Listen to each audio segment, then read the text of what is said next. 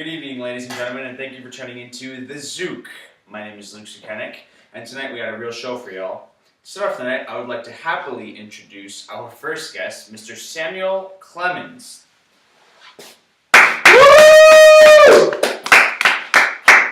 Thank you for joining us tonight, Mr. Twain. It's a pleasure to be here, Luke. You can call me Mark.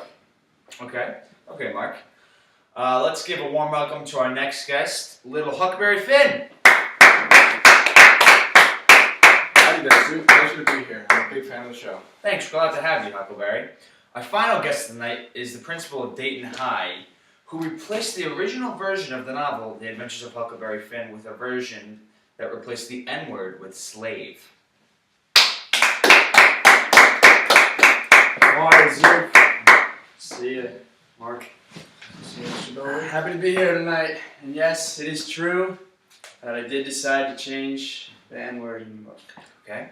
Once again, welcome all. I would like to start off tonight with a question directed towards everyone, so speak freely.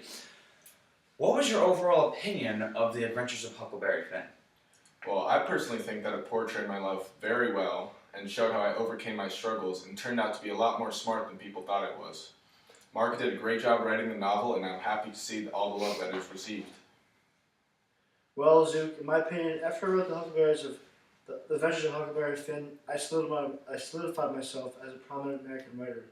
This book is one of my great creations, and I'm very proud of it.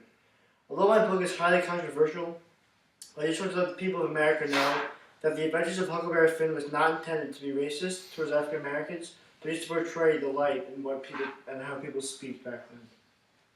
Although I respect your opinion, personally, I thought this book was very inappropriate. You used a lot of language that is not reasonable for high school students, or any student in general. The satire used in the story portrays a negative light on many things within society that is detrimental to a student and society in general. Moreover, the use of the N-word is overused throughout the book. This word is completely useless in the context of the story, and for those who argue it is necessary to a certain extent. Thank you. Well, I, for one, like the novel very much. However, moving on now, I have a question directed towards you, Mark, which might spark a little debate.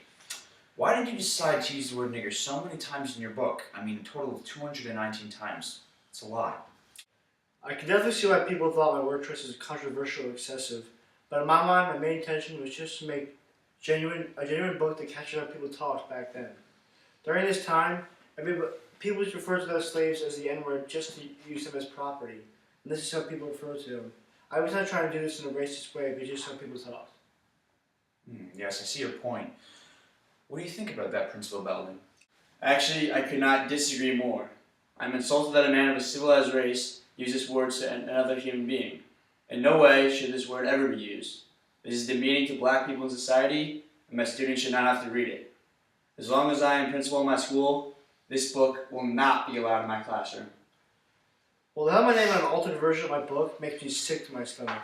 I wrote this for a reason, and by taking away the N-word, it doesn't accurately portray the time period. I understand your thinking, but why was the word used so many times? You could have gotten the idea across to the reader by using it significantly less.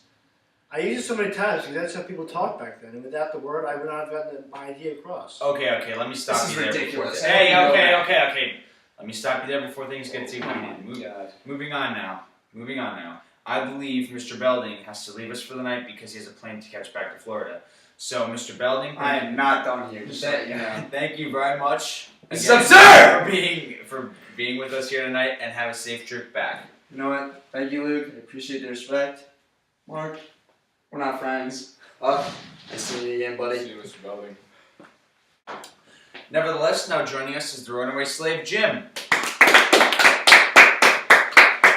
Hey Zook, thanks for bringing me in. Huck, is that my man? Hey, man. Mr. Twain. Nice to meet you, sir. Good to have you, Jim. So, Jim, tell me about the adventure you had with Huck. Alright, it's kind of a long story, but it all started on Miss Watson's farm. Huck and his good friend Tom were the troublemakers around town. And I didn't really know Huck too much, but I understood that he and his dad had an abusive relationship. When Huck's dad came into town and took Huck to his house in the woods, I wasn't sure if I would ever see him again. However, I realized I had to escape the farm in order to become a free man. so I escaped and ran away to Jackson's Island. Coincidentally, Huck and I were reunited and escaped our previously oppressive lives by sailing down the Mississippi together, sharing many laughs.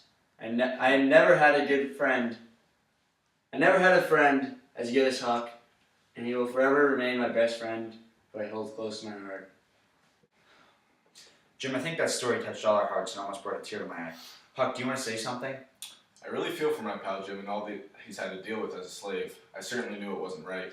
But that was the reality back then, and there was nothing I could do to stop it. I am thankful to have Jim support me through my struggles, and that we both made it out okay. I truly love him and look at him as a father figure. Were you scared of the judgment you might receive if people knew he was your best friend? Yes, I was constantly worrying about people finding out that we were friends. At first, I was very against him being a runaway slave, but as I traveled with him, I realized he needed to escape and that slavery was wrong. In the end, I knew I made the right decision by ripping the letter to Miss Watson. I see. You felt that it didn't matter what people thought of it. You only judged him based on all the nice things he did and how he was always there for you. Pretty much, sir. Well, that was mighty mature of you, Huck. Mark, how did you intend to build a relationship between Jim and Huck? Well, I wanted to show the hardships of a white child raised to believe slavery was right and a worthless slave's relationship. During this time, nobody was friends or even acquaintances with another race.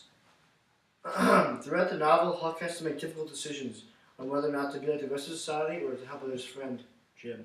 Well, that was mighty mature of you, Huckleberry. Mark, how did you intend to build a relationship between Jim and Huck? Well, I wanted to show the hardships of a white child raised to believe slavery was right and a worthless slave's relationship. During this time, nobody was friends or even acquaintances with another race. And throughout the novel, Huck has to make difficult decisions on whether or not to be like the rest of society or to help out his black friend, Jim. Fascinating, Mark. You're truly a brilliant author. I think we have time for one more question tonight, so if you could change one thing in the novel, what would it be? This is directed toward everyone, so speak freely. Personally, I think Mark Twain did a great job writing the book about my life and how me and Jim, went through all that we went through, so I wouldn't change anything. Agreed. I really do agree. And it's just so funny because all the good times we had. Yeah. And I want to thank Mark because he wrote a great book. But if there was one thing I could change, it would be that the seriousness of slavery and the effects on us. Although nobody is perfect and nothing is perfect, this novel was truly what I intended it to be. Through the use of satire, I intended to poke fun at common things throughout society. I also wanted to bring light into the difficulties of the relationship between mixed races.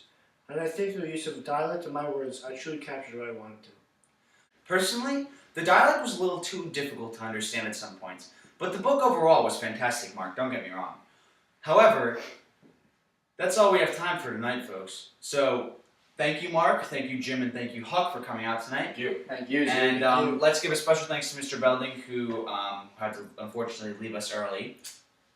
But yeah. Have a nice night, guys. Thank you.